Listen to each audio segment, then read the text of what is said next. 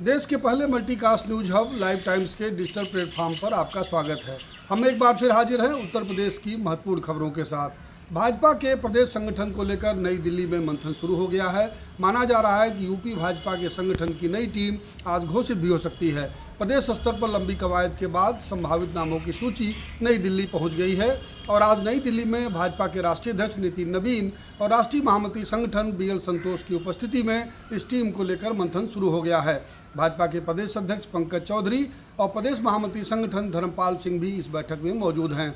खास बात यह है कि मंत्रिमंडल की तर्ज पर ही इस कमेटी में भी कोई ज़्यादा बदलाव होने की उम्मीद नहीं दिखाई दे रही है।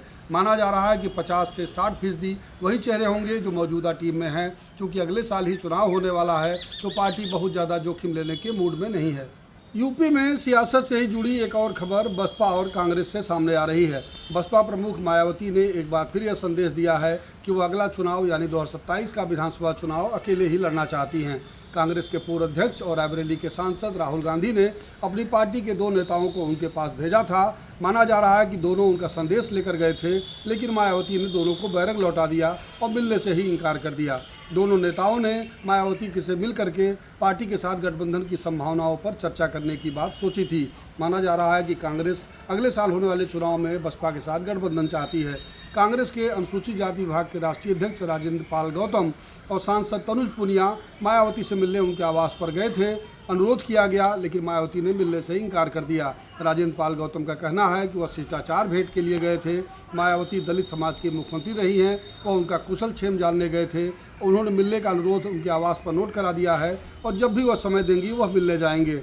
उनकी सफाई के बावजूद माना यही जा रहा है कि कांग्रेस की उम्मीदों को बसपा ने बड़ा झटका दे दिया है। यूपी के 15 जिलों में इन दिनों आसमान से आग बरस रही है। सबसे ज़्यादा बुरा हाल बादा का है, जहां 48 डिग्री सेल्सियस तापमान दर्ज किया गया है। मौसम विभाग ने प्रदेश के 11 शहरों में 2 दिनों के लिए भीषण गर्मी का रेड अलर्ट जारी किया है। विभाग के अनुसार प्रदेश में गर्म पछुआ हवाएं सक्रिय होने से मौसम शुष्क है। रेडिएशन बढ़ने से 11 शहरों में पारा 40 डिग्री के पार दर्ज किया गया है। इस बीच बांदा में लू से किसान और वाराणसी में एक वृद्ध राजगीर की मौत हो गई है। यूपी के बेसिक शिक्षा परिषद के स्कूलों में 69,000 सहायक अध्यापकों की भर्ती के मामले को लेकर चल रहा विवाद एक बार फिर सुर्खियों में आ गया है।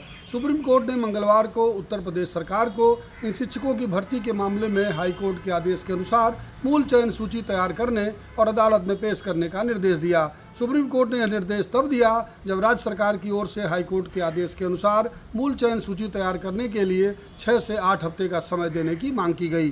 जस्टिस दीपांकर दत्ता और AG मसीह की पीठ के सामने यूपी सरकार की ओर से अतिरिक्त सॉलिसिटर जनरल ऐश्वर्या भाटी ने कहा कि हाईकोर्ट की लखनऊ खंडपीठ के 13 अगस्त 2024 के आदेश के अनुसार 69,000 सहायक अध्यापकों की भर्ती की पूरी लिस्ट को बेसिक शिक्षा नियमावली 1981 तथा आरक्षण नियमावली 1994 के तहत मूल चयन सूची के रूप में कोर्ट में पेश करेंगे।